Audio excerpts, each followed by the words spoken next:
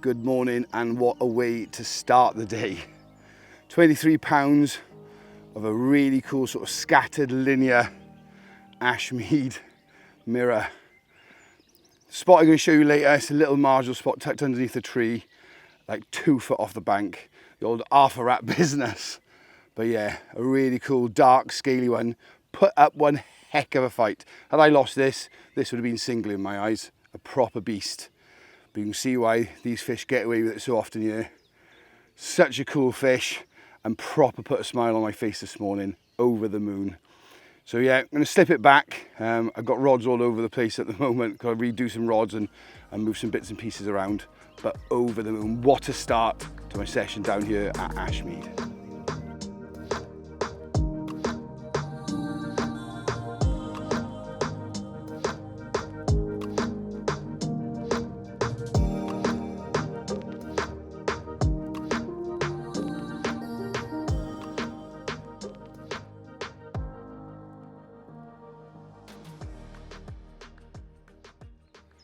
Right, so that's the fish safely slipped back. Now, it didn't really start properly yesterday because by the time we got here, had a walk around this phenomenal lake. We didn't really have a lot of time to talk about where we were. So, welcome to Ashmead Fisheries, now owned by the Carp Society for the last couple of years. I was lucky enough to come here the day that they actually took over a few years back, and to say the work and what's happened between those 2 dates is phenomenal. The guys have worked non-stop to create it's just a beautiful piece of English heritage carp angling, and with fish like what you saw just there available, it's easy to see why people fall in love. Now, I will sort of cut back in and out to what we got up to yesterday, but to break it down for you, the whole venue is essentially a wetlands. It's flooded land, for want of a better word. There's channels, there's gullies, there's islands, there's back bays, there's canal sections. It is one of the craziest venues I've ever fished, and I love it. It's so unique. It's got, so you can get lost. If I was to put you in the middle of this lake, drop you there, and say meet you back at the car park, it might take you 2 hours to find it. Literally, it is a maze, and that is what makes catching carp from here so special. These fish can be anywhere. So to get one on my first night is absolutely phenomenal, because for want of feeling anything different, these fish could be miles away from you. Literally, the makeup, as you say, I overlay some drone shots, you can see just, those fish could be anywhere. They're very, very nomadic, they move quite quickly, they spook very easily, but that's what makes tracking fish down on this very special venue the hardest, but also the most rewarding bit of fishing I do every so often. So, as I said, the idea is we're going to take you through some of the bits and pieces, how I'm fishing for them, etc., all the standard stuff you'd expect to see in a video, and hopefully some more of those scaly bangers or really cool looking commons that reside in this special venue.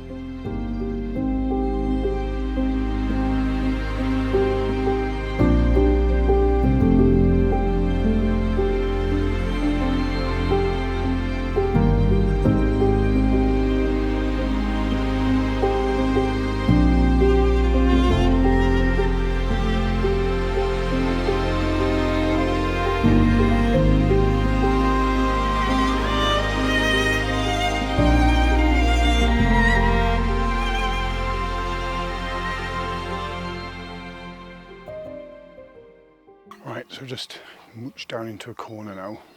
I've got a rod set up just on the edge of my swim. But the fish, there's so many fish like just skirting around, it's absolutely insane. So I don't want to make too much noise, which for me is always a tough task. But yeah, it's been a great start really. I say yesterday was just non-stop. Took nearly all day to find an area where I was comfortable with. Walked around, the lake is made up of just so many little slits of water, little bays, little islands, bits. And I think I did my watch, I think I did 16,000 steps walking around, putting bait in areas. And I've ended up coming back to one of the main known areas really, the Goat Willow. But yeah, I would say you never know whenever you sort of start these things whether or not it's the right thing to do, coming into the big main bulk of water. But yeah, I'm buzzed. It's insane. I'm going to say it's one of those things where when you don't expect anything and something happens, blown away. So I'm just going to put a little bit more bait over this rod because it went in yesterday and I've not touched it since. And then fingers crossed for the rest of the day and into tonight.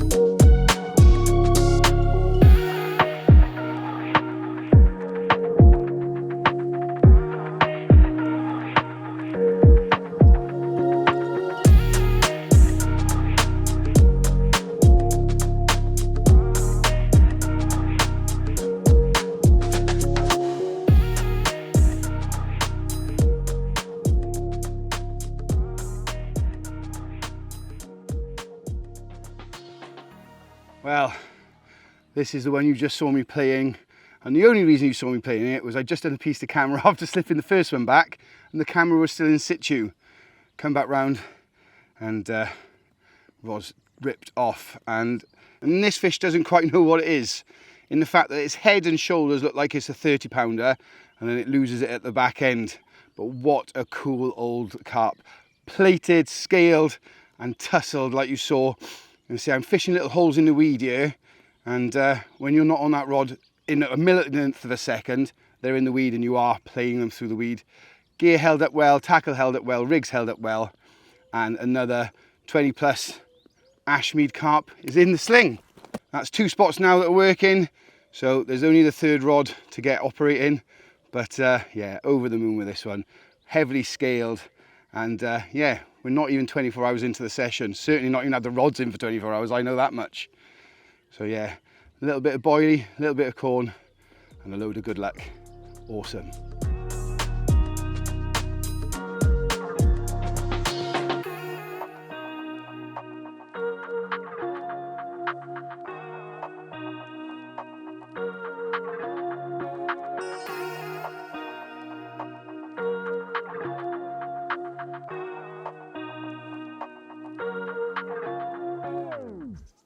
No fishing video would be complete without talking about the baits, the rigs, the tactics. And to be honest, I've been lucky. I know I've been lucky. It's not a venue that gives itself away very easily, but I played to my strengths. I think that's one of the biggest things I can say to anyone is do what you're confident in. And I've got a rig and some baits that, to be honest, I'll take anywhere, start with them. If it doesn't work, then you have to change. But I see so many people going in different to what they've ever done before and trying to prove a point or whatever they need to do. I don't know. But I think if you can start with what you're confident in, then you'll win. So for me, little 12mm ultra nut boilies. These are special dumbbells that I have made just for no other reason as the fact that everyone uses their own bait or chops. So I like a whole bait that's in a different shape. And then you can also see there just a few flakes of corn. And quite literally, all I've used is half a kilo of boilies and half of 1 tin of corn. So it's not a lot of bait. I know some of the other lads that are around the lake have put a lot more in. But I just thought, from the fish I saw yesterday, they were very mobile, they were very active. People say, well, put those bait in and stop them. Or you go the other way, in my opinion, and you put enough for 1 mobile fish to drop, pick up, and get a bite, and it's worked. So I have soaked these baits. As you can see, they're well sticky, proper gelatinous gloopy. So it's a bit of lake water and loads of liquids. You've got nut mino in there and some sort of liquid cloud. And then over the top, and you've mentioned it, and I've said it before, and it's certainly not a rig I invented, but I've just called it something silly, a slippery kickery rig. And essentially it's a wide gape, blowback, slip D style, a hook rigger, a little bit of braid and some fluorolink, and that's it. And you say, oh, that's it. But essentially it's a combi rig that can change the hook quickly. For me, a lot of my fishing is quite in and out, sporadic fishing. You know, I don't get to do 4 or 5 nights and really settle into a session.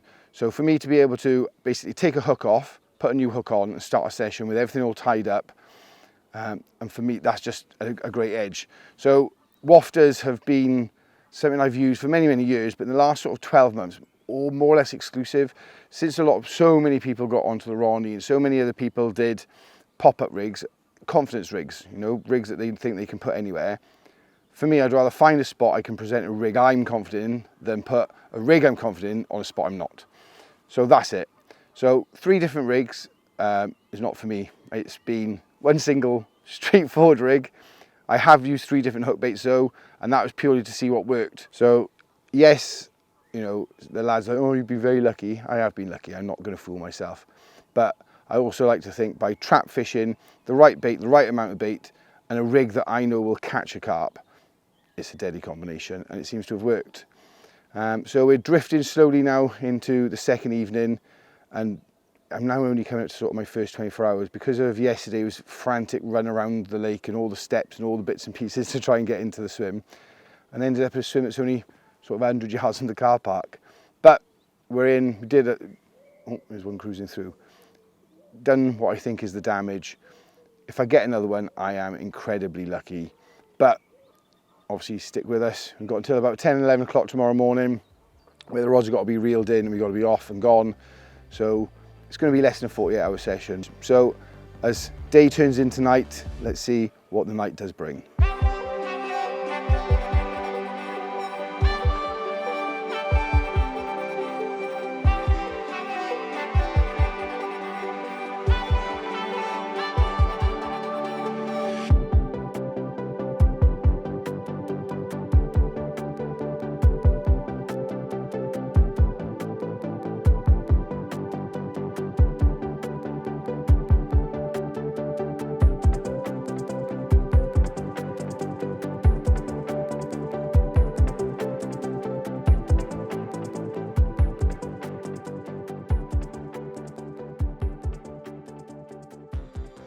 Well, a fish known as petals, 34 pound.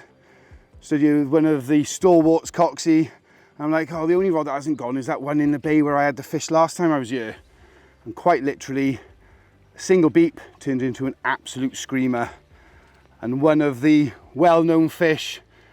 And a bit of a, yet again, another mismatch of a fish. A head like a 50, body like a 30, and tail like a 20. But you will never wipe the smile off of this face. 3 fish in under 24 hours from, quite frankly, a tough little water that does beat up a lot of people. Am I lucky? Am I good? Who knows and who cares? What a fish. And what a video hopefully this will become. But yeah, petals, I can feel her going there. Oh, actually got me. Petals, 34 pound. Absolutely buzzing. I keep saying buzzing, buzzing, buzzing. I do not care. One more glance quickly before we slip her back. Oh. So that's all 3 rods now, 3 zones, 3 different hook baits. That one on the old yellow PPN wafter. The old slippery kickery dickery rig. Woohoo! Buzzing.